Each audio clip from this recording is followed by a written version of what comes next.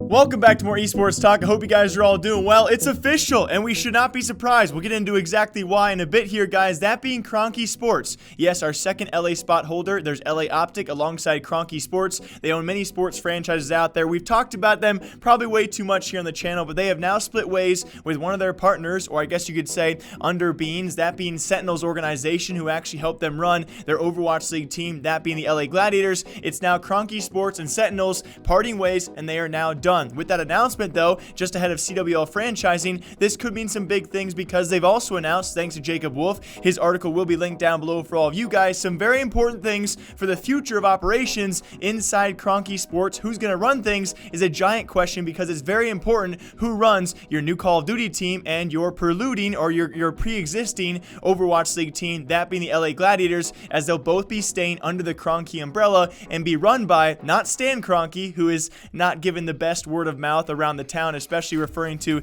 the Arsenal Football Club. His son, Josh, will now be taking over and running things in the front office we do talk about based in LA. He'll be actually running and fielding some positions out there and searching for personnel to help run their Call of Duty roster, as well as the LA Gladiators. As of right now, a former Echo Fox management man himself, that being Jeff Jeffries, is apparently on that list of presumable people and options. But this is big news, and also speaking of big news, not really that surprising, because we talked about it here. It was very suspicious circumstances. If you guys do remember back many months when Echo Fox was first trying to sell their League of Legends LCS spot, it was Kroenke Sports who placed a bid, presumably, of just over $30 million for that, until, well, a little bit of time later, it was their partner Sentinels, who apparently, and one of their owners came out and said, hey, you didn't consult us first before placing that bid. We don't want to do that. Of course, that actually led to their bid for that LCS spot being withdrawn. Echo Fox had to be sold elsewhere, now being bid on, I believe, in an auction style format by Riot Games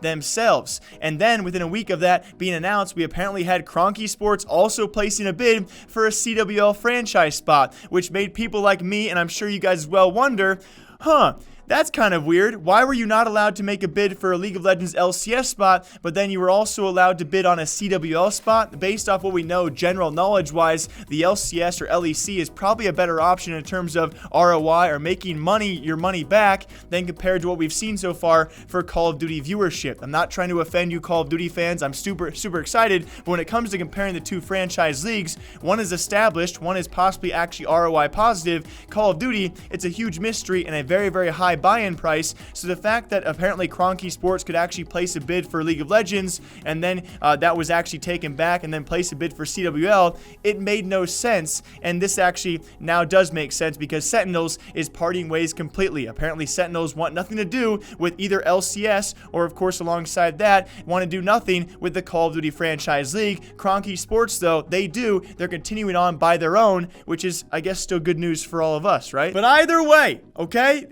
this is weird. All right, it's going to be really interesting to see how these organizations, how these parent companies really do run things, because they are generally newer to the scene, or at least some of them are when it comes time for staffing. I look towards a region like the Minnesota, Gary V and Wise Ventures. They're getting into things, obviously hiring esports personnel. Now we have Kroenke Sports and their son, the son of the owner, Stan, that being Josh, now getting into things, hiring potential former Echo Fox people, or obviously people of note in the scene so far. And who they hire is going to be a giant linchpin as to where these organizations do continue on in the future. As of right now, we're still trying to solidify pretty much all of our rosters currently in Call of Duty. One player so far. One player has announced, and I thought today would be a bigger announcement period, but so far not is the case. But Kroenke Sports, guys, undergoing some major changes as CWL does approach, and I'm very, I wouldn't say concerned, very anxious to see how they do respond and what exactly happens with that new front office based in LA. And will that be our last LA CWL spot? It does seem to be true. As always, my name is Jake, breaking down other Call of Duty and esports and gaming news here every single day.